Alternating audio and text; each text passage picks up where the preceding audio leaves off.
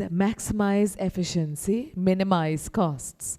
Next gen global supply chain orchestration, collaborative, integrated, and transformed. So, ladies and gentlemen, we are setting the stage. We know our panelists are in the house right now, so we're going to get them onto stage in just a little while.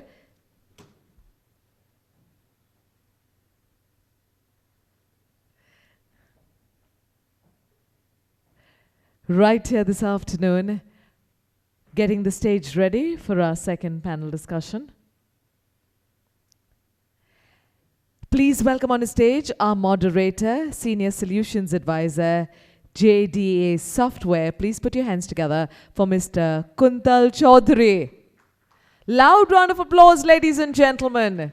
They say every time you put your hands together, every time you're clapping, all the nerve endings in your hand, make sure that you're invigorated, that you're feeling energized, and we hope that you're definitely feeling the energy.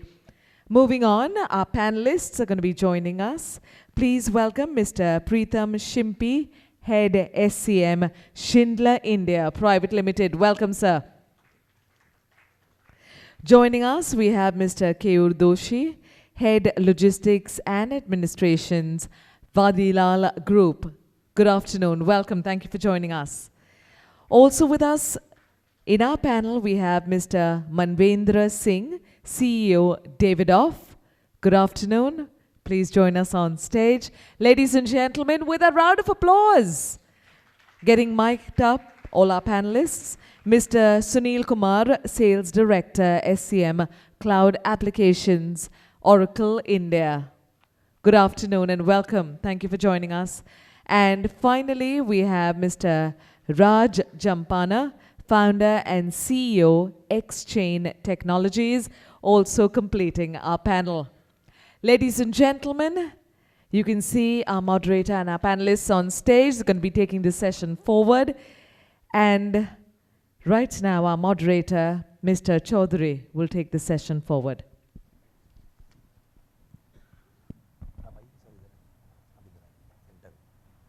Middle, na? Oh, same thing, same thing. Okay. Thanks. Good afternoon. I hope I'm audible at the back. Okay. So, today's topic we are going to discuss is that new trend in global supply chain orchestration to maximize efficiency and minimize costs. So, if we look at the panel today, the panel represents across multiple industry verticals. The panelists have experience cutting across industrial manufacturing, consumer electronics, consumer products, food and beverage, as well as the consulting companies which are there. And they also represent widely diversified professions, right from senior management to supply chain and logistics professionals, as well as, of course, the business and software consultant and supply chain consultants we have here. So I hope that we will share a lot of experiences, what they're experiencing on the ground. What we'll do is that instead of making it too theory heavy, we'll be talking more of the practical experiences, what the industry is adopting, what they find useful, what challenges they're facing in adopting those supply chain transition in the marketplace, and then from then on, we'll take it forward. So before I open the floor to the panelists, I would like to say a few words about, just to set the agenda on the theme. So if we look at the changes, what is happening in the marketplace for last, say, 10, 12 years, the changes are happening at increasingly rapid pace in the marketplace.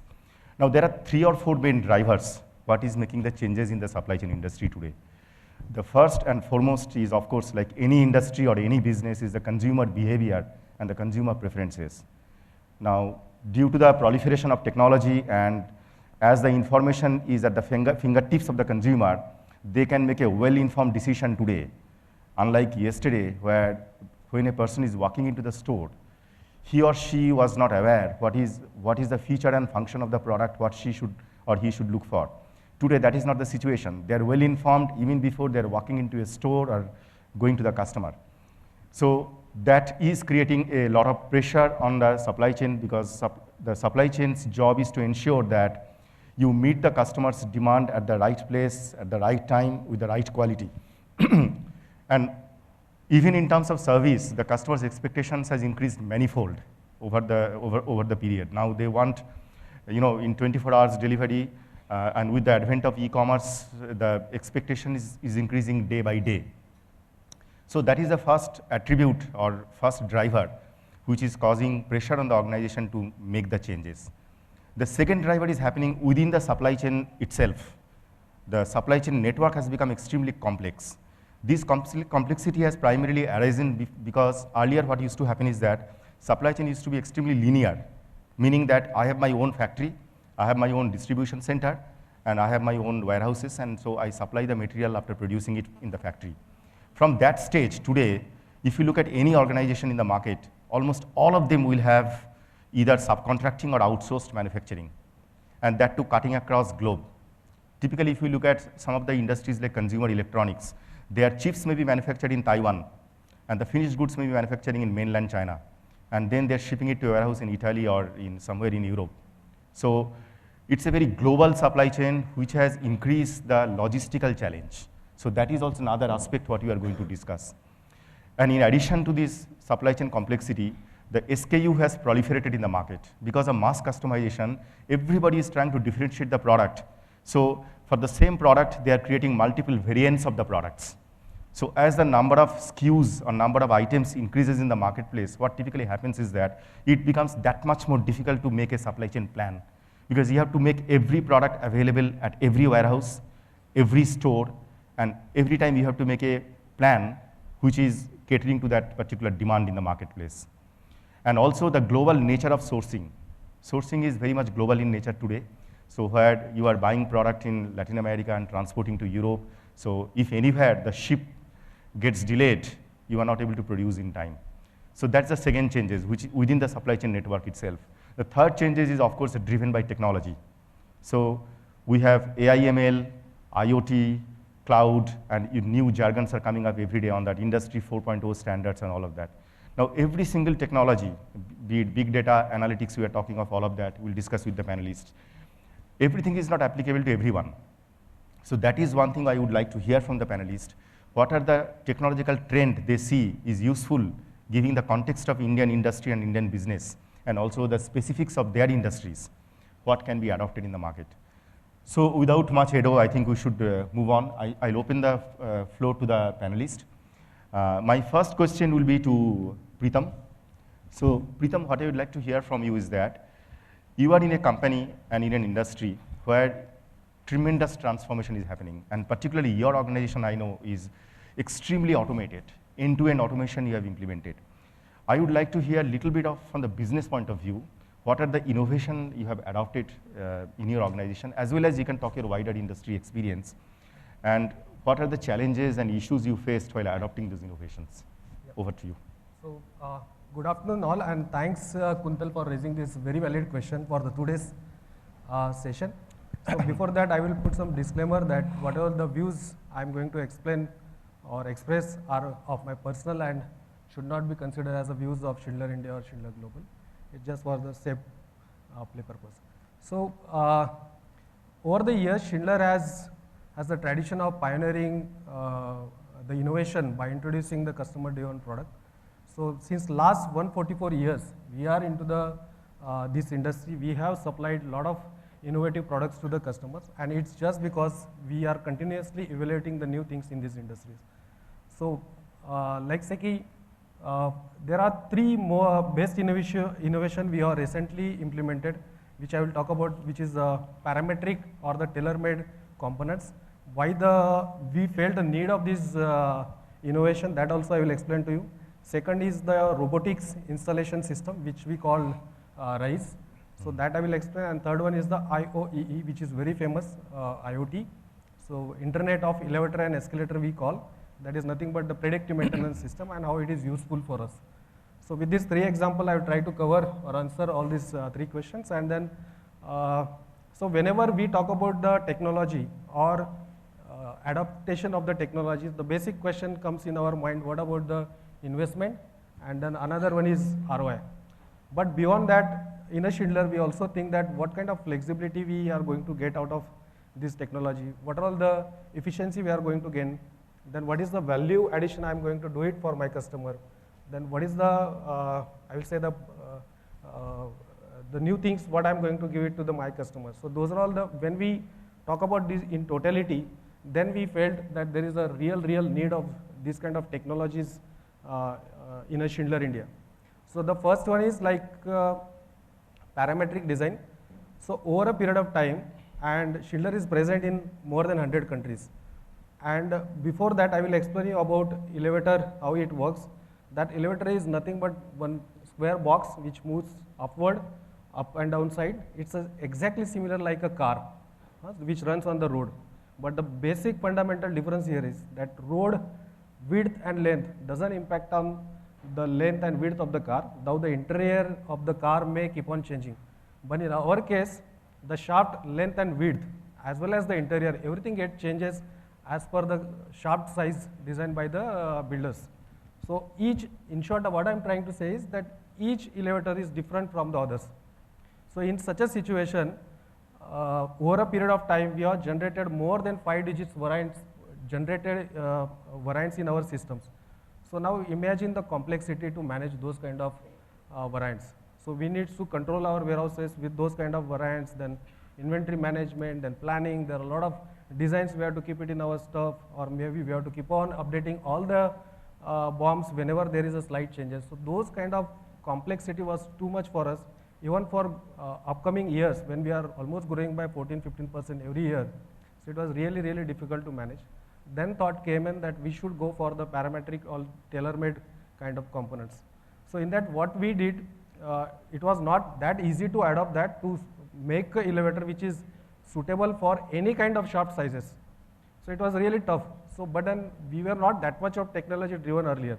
So right from our sales configurator, bomb configuration, then machine learning, or maybe the machine data given to our Salwagni machines, then our pick pack systems, our delivery systems, so everything we had, or maybe we have automized to adopt those tailor-made systems. So that's the way we automated. Like our salesperson sitting with the customer, he just takes some dimensions from the elevator dimension from customers, what he need. Those he put it in the app, and those data get come to our, or maybe transferred to our SAP system. And then from there it goes to the planners, planner do the planning, automated planning, it goes to the machine read it automatically. So those entire thing we automated. So that's the way we implemented the parametric design. And then now the second question comes, that what is the benefit by doing everything? We have done a lot of automation, we have invested so much. The main benefit was we have drastically reduced our inventories, because now everything is a make to order for us. Nothing is very few stock we are keeping it. So that is the biggest benefit. Second benefit, what we draw is the response to our customers. Like we are now lowest in the industry that we are supplying elevator within a 20 days of lead time as of today. So that is very shorter period we are responding, and that is really helping us to gain a lot of urgent orders from our customer. Few examples, maybe the Chief Minister of Hyderabad orders or something like that.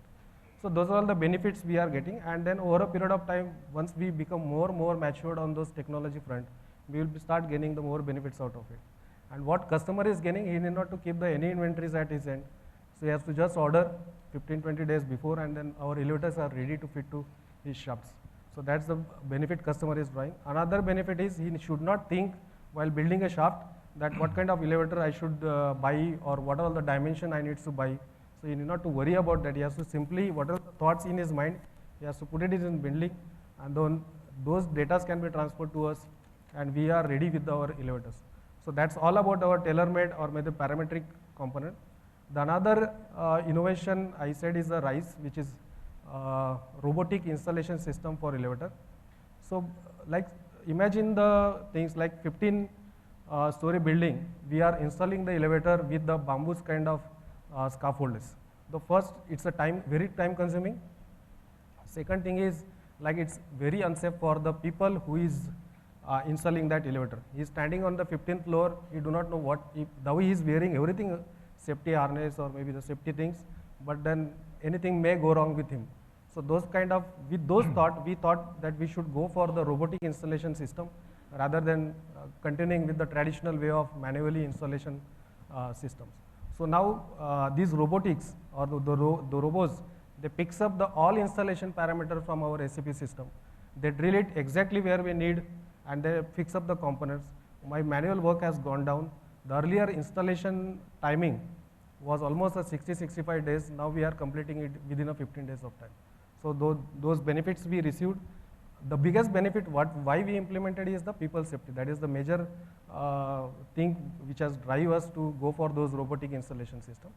And then third one is the IOE, which is Internet of Elevator and Escalators, which is a predictive maintenance, where all the critical component of elevators are connected with the sensors. So those sensors senses even the smallest vibration in the components, smallest temperature variation or energy consumption, and there are many more parameters those sensors detect. Those data are getting transferred to our Schindler control system, which is centrally monitored in Mumbai. And with those data, the machine learning algorithms, they analyze the whole data, they give the output to our experts saying that these are all the components which may get or may create a problem for the elevators. So based on those data, our experts contact to our customers. They says that these are all the components if you needs to be replaced or maybe repaired. And then after approval from customer, the entire details of those components as well as the repair changes, those drawings or the methods, entire things get sent from our control system to through mobile app to our technicians. Technician also get the address of those elevators. He approach to the customer, get it repaired, and then work is done.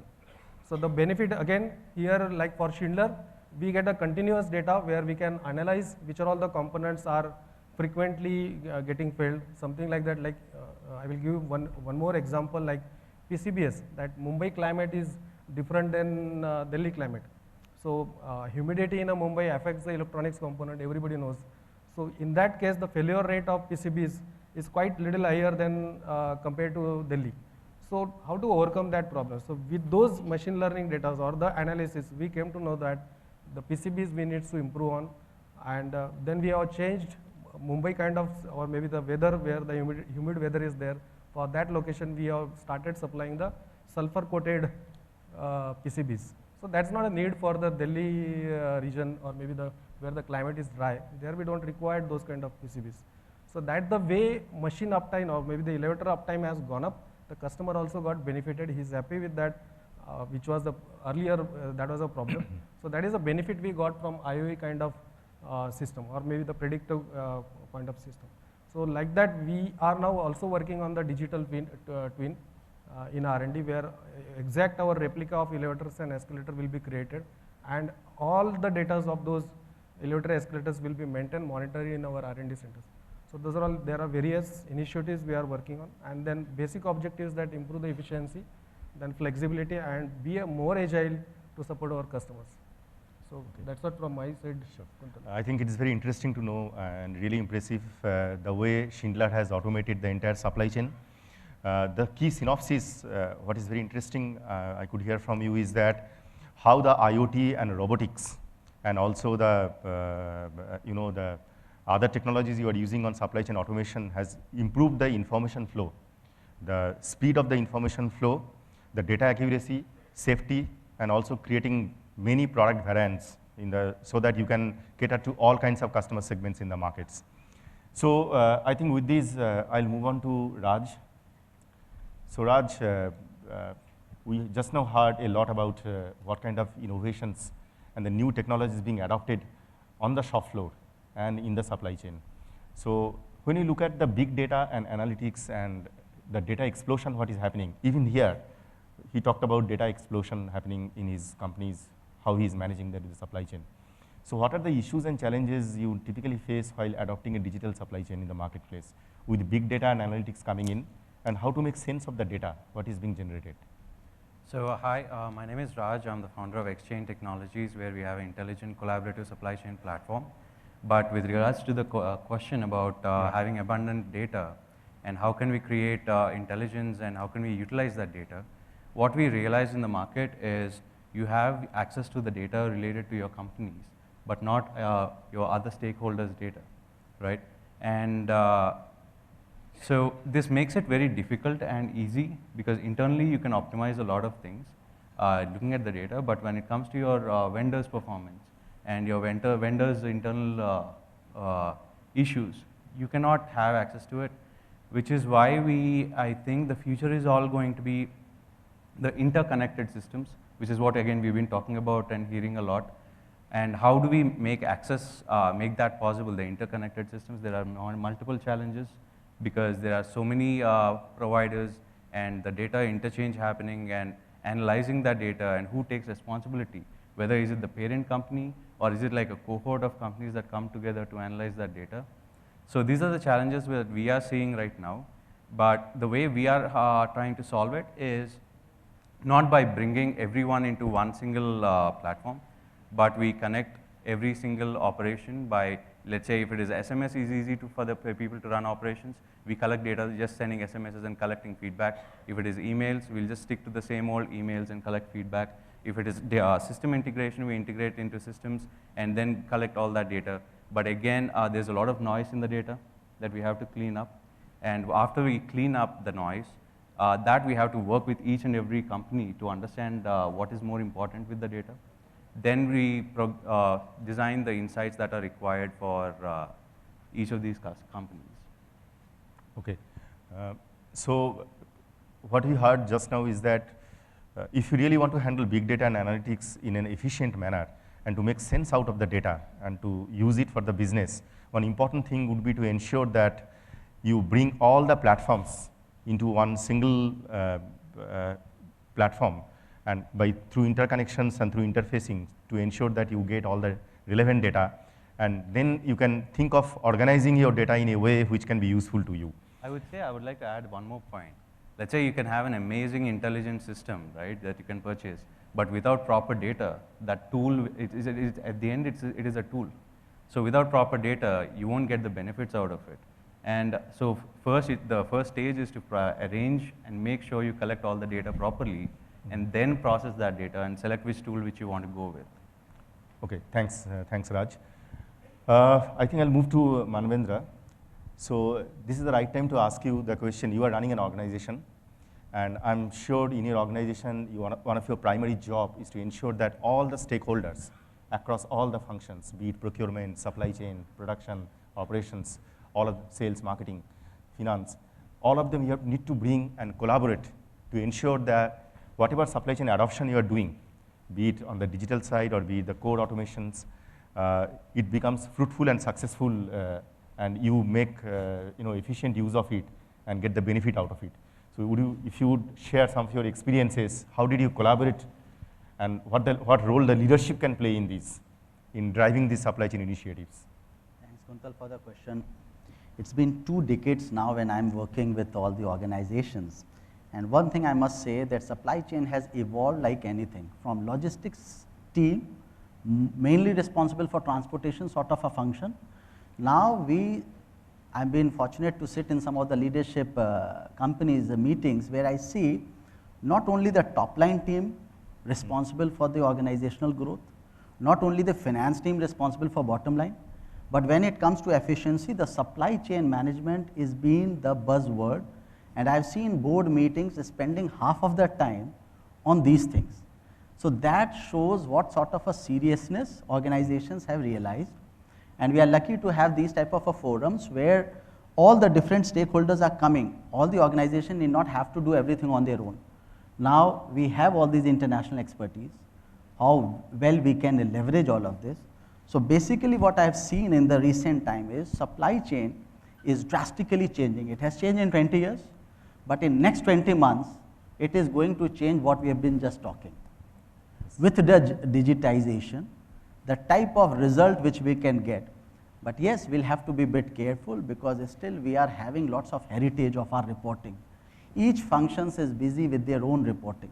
So when you say integrating of data into tools, I would take a step further. I would say the integration of different functions as well. Because no matter how efficient supply chain is, it can't do it. It is just a support function. How well it is integrated with all the functions. which boils down to the organizational goal, not any particular functional goal, I would say. Okay, thanks. So I'll come to Sunil. So Sunil, you have been a consultant for a long time and cutting across industry verticals. You provide consultancy with your rich experience in logistics industry, handling the logistics industry and also manufacturing industry, both corporate shippers as well as the logistics service providers. What are the few areas of supply chain, digital supply chain initiatives you feel that the Indian industries in the Indian context is adopting? It could be in the area of IoT or it could be in the area of enhancing the transportation monitoring and visibility. So if you could spend some time on that. Yeah. Okay. Good afternoon. This is Sunil Kumar from Oracle. Just in case you would have forgotten from the time I was introduced. I would like, because I was looking at the theme of today's panel discussion, so there is something collaboration. So we need a bit of more collaboration, not just amongst the panelists, but the audience as well. So what Kuntal wanted me to share with you is our experiences or what new innovations, new initiatives that the industry is going through. So I would like you to come out with I would not speak the name of the customers with which we have been interacting, but I would like you to maybe note down somewhere the names that I would be hinting on with whom we have been interacting. And then after this session, I would request all of you, if you have not visited, go to Oracle's Experience Zone, give those names, look at the demo, and then we would be thankful to you and share some mementos with you. So, I'll talk about first starting with the largest FMCG of India. You need not name it now. So, what they have done, they have been in press recently where they shared their experience about how they have been using AI, machine learning, IoT, cloud-based technologies in terms of bringing in the innovation in their overall logistics. So the digital logistics initiative was focused on 3 areas. First one was cutting down on cost. I looked at the theme of today's discussion, so the cost is definitely a driver. So they were looking at cutting down on their cost in their overall distribution, in their overall transportation. They were looking at improving the customer efficiency or terms of the service level that they were providing to customer. So, as you would have heard the panelists, the way the customers are ordering because of e-commerce era, and also the big retailers, when they place orders, they are placing smaller orders and more frequent orders. So in that case, when the order sizes are getting smaller and the number of orders is becoming larger, and the expectation from the customer is much, much stringent. How do you service? How do you make the customer experience better? So the focus, apart from cost, was on customer service levels and also on sustainability. So how do we make sure that the carbon footprint is reduced? So they looked at all these 3 initiatives and they went into this digital logistics initiative, or a smart logistics as we call it these days. And then they try to optimize all their transportation, bringing in optimization when they do the planning, giving in the visibility, getting the visibility at all the stage, and making sure that the trucks travel less, the customer service is improving, the customers are serviced the way they want, in fact, overachieving what has been promised to the customer, and thereby also reducing the cost.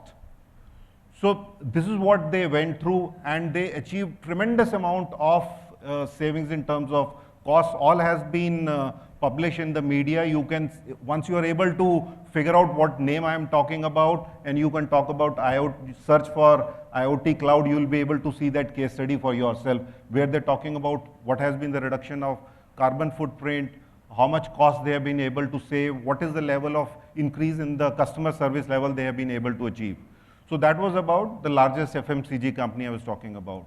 I'll go to next, the name that you can definitely relate with in terms of toilet cleaners, in terms of the brand that you would relate with, the shoe polish, or even the cuff drops.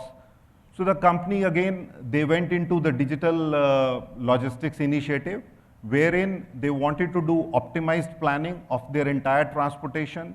They wanted the visibility to be there, and for them the bigger challenge was, how do we ensure that the payments to the transporters are made on time? And while doing that, what they did was, while they ensured that by using the cutting edge technology, they were ensuring that the payments are made based on the self-invoicing being done by the transporters, and while doing that, they could negotiate a better rates from them.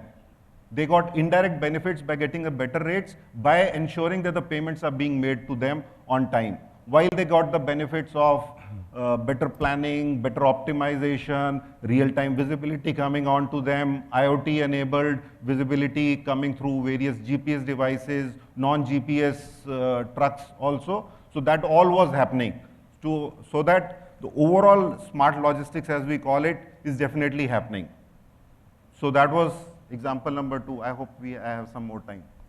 Yeah. So number 3, I'll go to the name that we, in our colleges, in our business schools, we have been relating as the best supply chain or the benchmark in supply chain.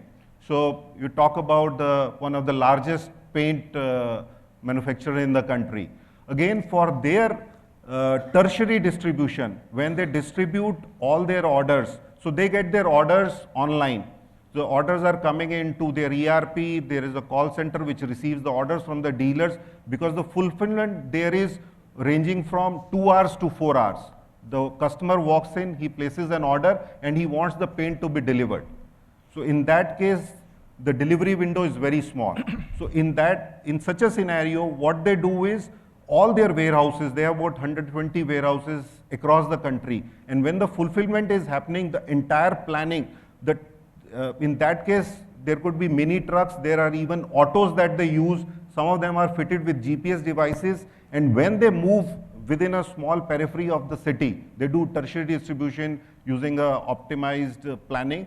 And when they do, they have a control tower which will get the feed from all those GPS devices, and they can see if any exception is happening, how those dealers are getting delivered, and the moment the truck reaches within or that particular vehicle reaches within that particular area, using the geofencing technology, they can get the feeds, and also it will alert the dealer as well as the warehouse guy that yes, the item is getting delivered at that particular location, and that SLA is being met. So they are tracking those SLAs, they are tracking on-time deliveries, and any exceptions which are happening. Apart from these were the 3 FMCG companies that I chose. There are other players in the market, non-FMCG. So one of them is one of the largest tire manufacturing company, having operations in India as well as in Europe. And these guys again went into the digital logistics initiative, wherein they are integrating with 30-odd GPS providers, as well as other truckers who have their drivers just carrying the cell phones and using the cell triangulation technology, as well as getting in the feed from all those GPS devices. They track the movement of all those vehicles which are moving and delivering to their OEMs. And similarly, another automotive company, the auto component manufacturer, more than $40 billion group. So what they are doing is all data-driven intelligence that they want to give as an experience to their OEM customers. So they have a cockpit kind of design given to their trucks, where they are monitoring even the driver's driving pattern. They are even sensing, using the feed from those cameras, whether the driver eyes are blinking, whether he's feeling sleepy, and they go to the extent of not just making sure that the driver is safe. They have introduced a scheme wherein those drivers, after a period of service of working on the same truck, the truck can be passed on to that. So they, going beyond the technology, they are even taking care of the guy, the poor guy whom nobody thinks about. Everyone talks about technology. They are taking care of the welfare of the driver as well. So both the technology side as well as the human side. So we see a lot of traction in the market. a lot of initiatives, lot of innovation which are happening. To start with, it's the basic stuff you are taking care of. I was talking to someone, supply chain head of a leading organization. He says, we have best of the technologies in transportation warehouses, but we still don't have an end-to-end visibility. So technology, let's get the basic stuff, and then we can do a lot of innovations in that area. Thank you, Sunil, for your insights. I think you left nothing for the second round.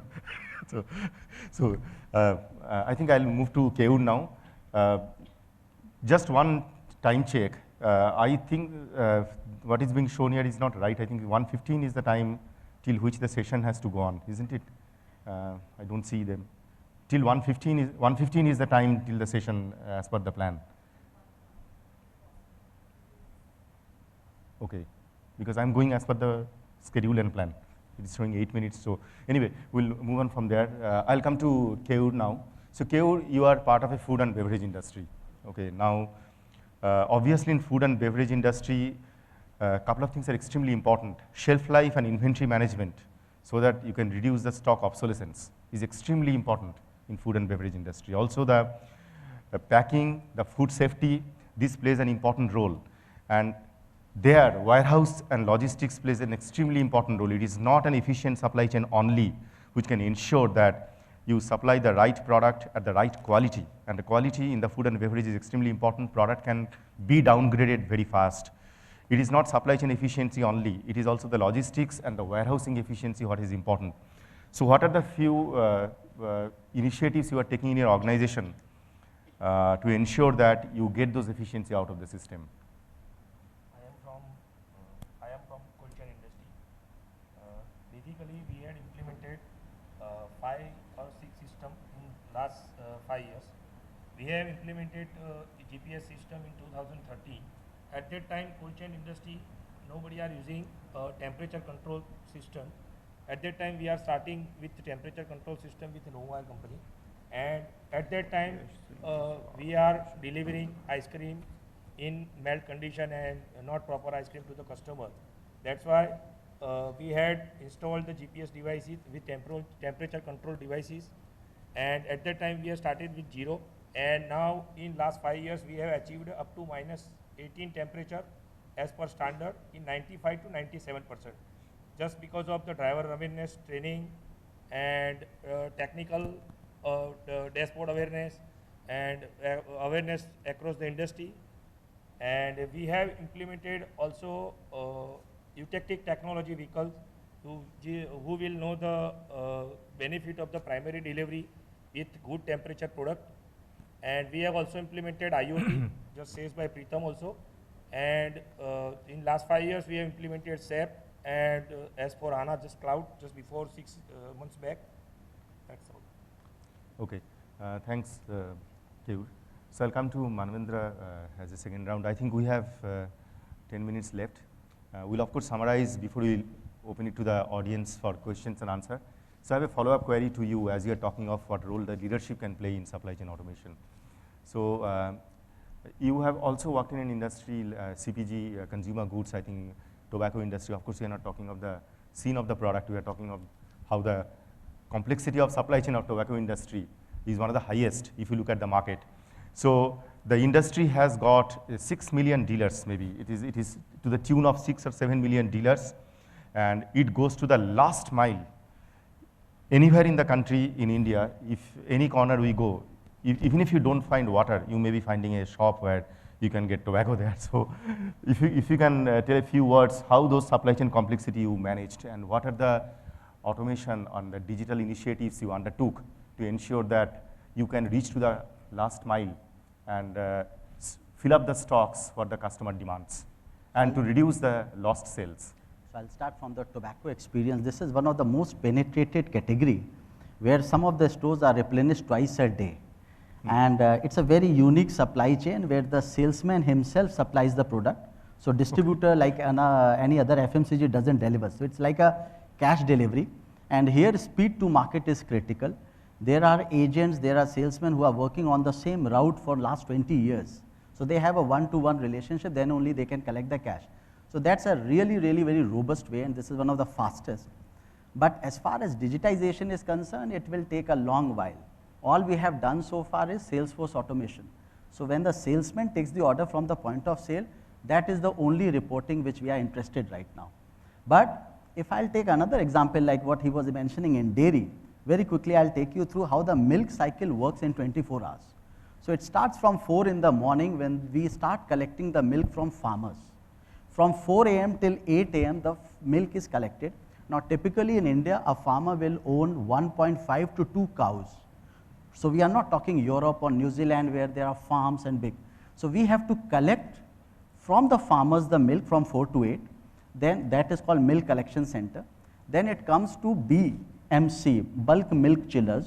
Yes. From there it moves to factory. Now simultaneously the sales team is taking the orders from the agents. And by 3 o'clock he is ready with the order and the product has just connected to the factory. All the processing has been done and 4 o'clock is the cutoff time when the product is dispatching for the sale. So you are saying a category which is working 24/7, 365 days. There is no Gandhi Jayanti for them. Otherwise we will not receive milk at our doorstep. So what is happening? There are different functions working on automation. So there is a milk procurement team working, there is a commercial team working, there is a logistics team working, and it has evolved, which I was explaining you in the last 20 years. The efficiency is one of the best efficient company which I am mentioning. It's a French company, it's really one of the best efficient in the worldwide.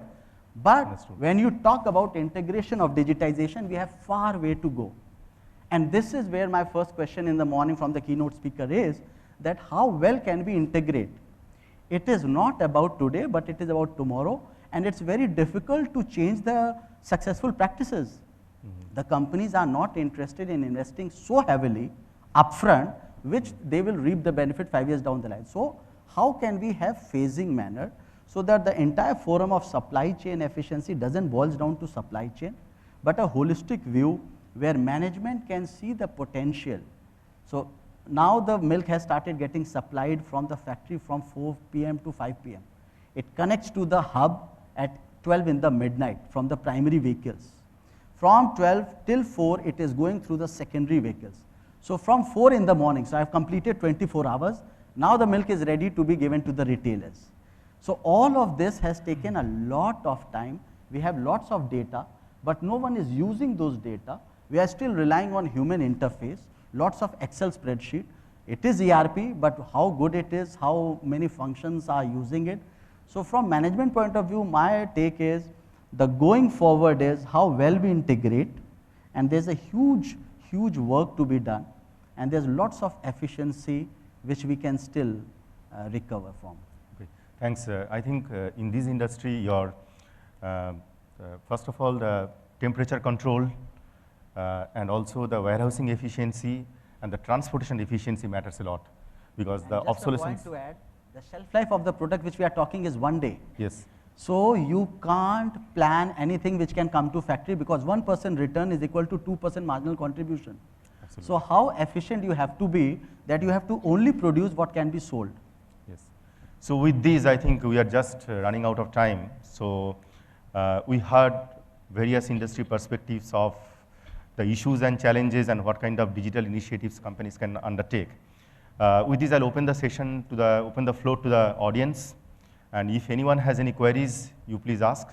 Either you can ask in general, where we can decide who is going to answer that, or you can ask specifically to any of the panel members. Please raise your hand if you've got a question. Introduce yourself when you ask your question. I think it's the lunchtime. It seems there is no compromise between lunch and so standing between lunch and this Yes. thing. So if there's no queries, thanks to all of you for your patient hearing, and thanks to all the panel members for sharing your insights. I hope the session was useful to the audience. With this, thanks to all of you. Bye. Thank you very much. We've got a beautiful memento for our panelists. We request our moderator to present it. We'd like to thank Mr. Preetham Shimpi from Schindler India. Thank you very much, sir, for presenting on this panel. Also, Mr. Keyur Doshi from Vadilal Group. Thank you for joining us here today. Mr. Manvendra Singh from Davidoff. Thanking him for his presence here. Mr. Sunil Kumar from Oracle India. Thank you very much, sir. Ladies and gentlemen, come on, you've got to put your hands together. I know lunch is waiting, but we've got another small presentation. And we also would like to thank Mr. Raj Jampana from X-Chain Technologies.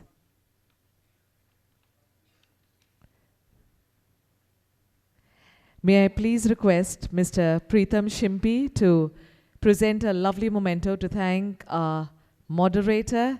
Ladies and gentlemen, please put your hands together for Mr. Kuntal Chaudhary, JDA Software. Appreciate your time and presence here this afternoon. We want a group photograph with our moderator and our panelists. Thank you for your presence on this panel. Ladies and gentlemen, please put your hands together. We've come to the end of our second panel today.